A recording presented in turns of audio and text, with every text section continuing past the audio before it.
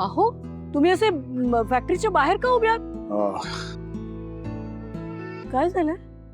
असे अस्वस्थ का? अहो काय विचारते मी, आता तुम्ही माझ्यापासूनच लपवणार आहात का? मला काही चेहरा वाचता येत नाही का तुमचा? हा काय झालंय? कसली टेन्शन आहे? लक्ष्मी, अगं एक प्रॉब्लेम झालाय. काय झालं? म्हणजे मोठा प्रॉब्लेम झालाय. अहो काय झालंय सांगा ना मला. जे रॉ मटेरियल येणार होतं आज ते आलंच नाहीये, त्यामुळे फॅक्टरीचं काम ठप्प झालं. अहो का नाही पोचलं? म्हणजे पैसे दिले ना, पैसे तर आहेत बँकेत ना. अगं पैसे आहेत तो प्रश्न नाहीच आहे, पण फॅक्टरीत रॉ मटेरियल यायला इन्व्हेस्टरची सही म्हणजे जयंतची सही असणं आवश्यक आहे आणि जयंतनं इनवॉइसवर सहीच केली नाही अजून. आपण त्यांना माहिती होतं का सही करायची आहे? कसं काय करतेस? अर्थातच माहिती आहे त्याला. नाही पण काल तर नेमकी भेटलं त्यांना. अहो फोन करा ना त्यांना, सांगा असं झालंय म्हणून. तुला काय वाटतं मी फोन केला नसेल का जयंतला? अगं कितीतरी फोन करून झाले पण तो फोनच उचलत नाहीये. मला कळत नाही नक्की चाललंय काय.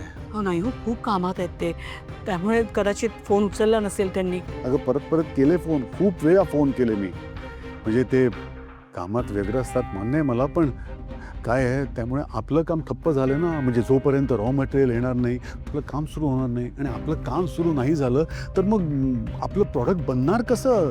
त्यामुळे त्यांनी सही नाही केली पण प्रॉब्लेम आपल्याला झाला आहे ना गं. काय करावं कळत नाही आहे. आणि मला सगळ्यात प्रश्न हा पडला आहे की कामगारांना काय सांगू. म्हणजे मागच्या वेळेस जेव्हा आपली फॅक्टरी बंद झाली होती तेव्हा त्यांनी काय विचार केला होता, ते कसे बोलले तुला माहिती आहे ना. समजा आज त्यांना पुन्हा असं वाटलं की आता फॅक्टरी कायमची बंद झाली, आता फॅक्टरी सुरूच होणार नाही कधी, काय करायचं, काय सांगायचं त्यांना? अरे देवा.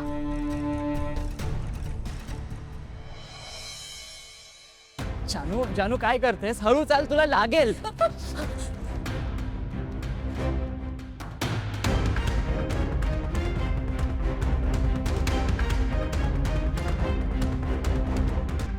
जयंत, हे कटआउट जसं मी फरफटत घेऊन आले ना, तसं लवकरच तुझ्या आयुष्याची देखील फरफट करणार आहे मी. आता तू बघ या कटआउटने मी तुझ्या डोक्यावर कसा परिणाम करते.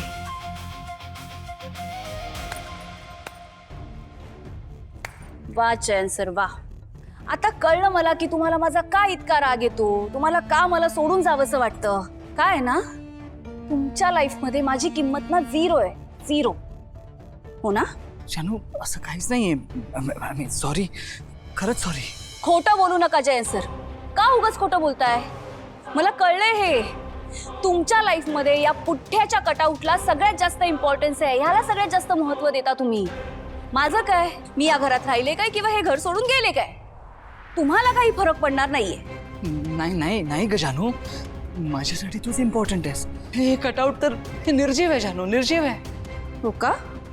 पण आता तुमच्या वागण्यातून असं दिसलं नाही मला जयंत सर. नाही म्हणजे हे कटआउट जेव्हा मी फरफटत घेऊन येत होते तेव्हा माझा तोल गेला, मी पडणार होते, पण तुम्ही कुणाला सावरलात? तर या कटआउटला. मला वाचवायला तर पुढे तुम्ही आलाच नाहीत. का असं केलं जयंत सर? आहे का तुमच्याकडे याचं उत्तर? सॉरी सॉरी जानू, खरंच. माहितीये जयंत सर, तुमच्याकडे याचं उत्तरच नाहीये. कारण तुमच्या लेखी या निर्जीव कटआउटला, या पुठ्ठ्याला जास्त महत्व आहे. का तर हा पुठ्ठा बोलत नाही, प्रश्न विचारत नाही, काही जाब विचारत नाही, तुमचं सगळं वागणं शांतपणे सहन करतो. म्हणूनच ना, मला कळलंय जयंत सर, तुमचा जीव जडलाय ना या कटआउटवर. मला तुमचा आता इतका राग येतोय ना जयंत सर, की तुमचा जीव जडलेली कुठलीही गोष्ट मला माझ्या डोळ्यासमोर नकोय. म्हणजे असं असं काय करणार आहेस तू? कळेल तुम्हाला.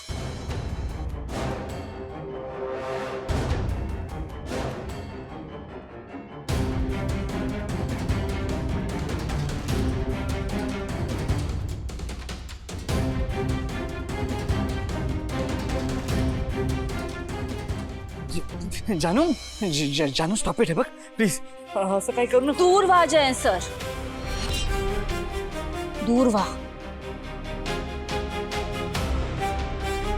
माझ्यापेक्षा तुमचं या कटआउटवर जास्त प्रेम आहे ना, ह्या कटआउटवर तुमचा जास्त जीव आहे ना. तर हे कटआउट मला माझ्या नजरेसमोर नकोय, नकोय, नकोय. हे कटआउट नकोय. मी उद्ध्वस्त करणार आहे हे कटआउट, उद्ध्वस्त. नकोय. जानू स्टॉप. जानू स्टॉप इट. जानू डोंट डू दिस. जानू प्लीज प्लीज प्लीज प्लीज. जानू जानू नको करू तसं.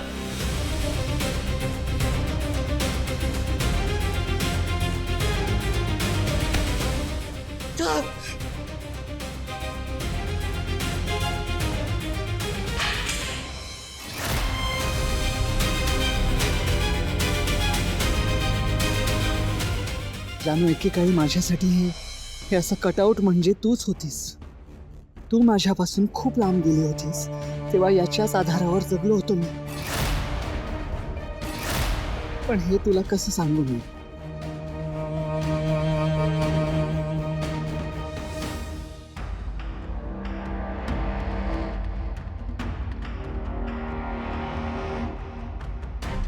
जानू तू या कटआउटचा कितीही राग कर.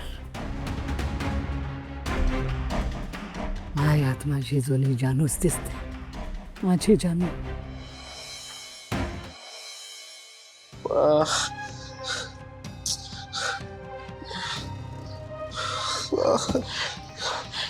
भाऊजी उचलला का फोन? फोन कट करते. भाऊजी परत कट करते. भाऊजी तर कसं होईल आपलं? हे घर कसं वाचवायचं आपण? पद्मावती मावशी फोन कट करते म्हणजे आपल्याशी बोलण्यात रस नाहीये तिला. काय करता येईल? आई बाबांना कसं सांगायचं आपण? भाऊजी कसा निघेल मार्ग? या घरावर आई बाबांचा खूप जीव आहे. हे घर म्हणजे त्यांच्यासाठी सर्वस्व आहे आणि त्यांनाच माहिती नाहीये की हे घर सोडून त्यांना जावं लागणार आहे. तुम्हा सगळ्यांचं बालपण इथेच गेलं. माझं लग्न होऊन मी या घरात आले. हे घर म्हणजे माझ्यासाठी माझ्या आई बाबांचं घर आहे, माझं सासर. हे सोडून आपल्याला जायचं ही कल्पनाही मी करू शकत नाही. भाऊजी तुम्ही कशाला रडताय? मी पण मूर्खच आहे. अशा वेळी त्यांना धीर द्यायचं सोडून मीच रडत बसली.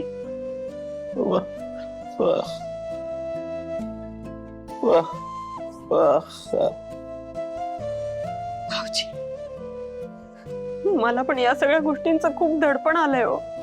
आणि ही गोष्ट आई बाबांना बाहेरून कळली किती मोठा धक्का बसेल त्यांना.